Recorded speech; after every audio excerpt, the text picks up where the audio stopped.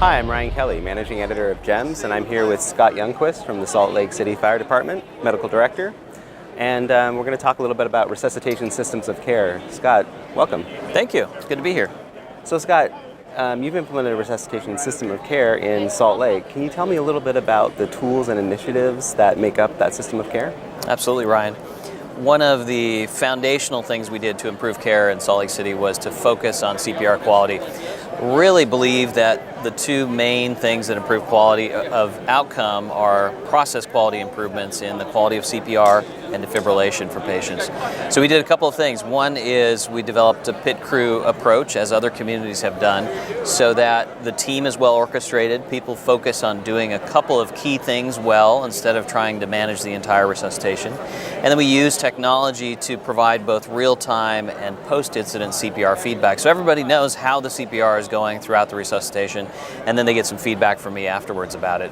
Those were two of the main things we adopted. We also adopted the ResQPOD or impedance threshold device once we felt that our CPR quality was sufficient to provide improvements in survival using the ITD.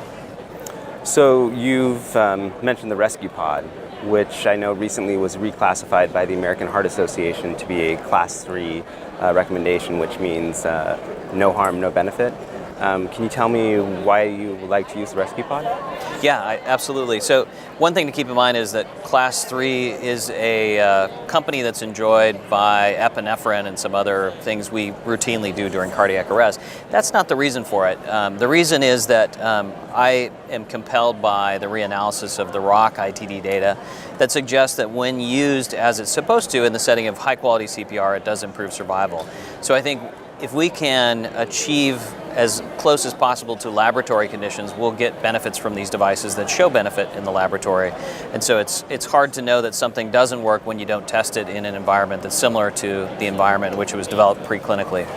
So once we had a good handle on the quality of our CPR, we felt like the impedance threshold device would augment already good blood flow, but it wasn't going to help us rescue bad CPR.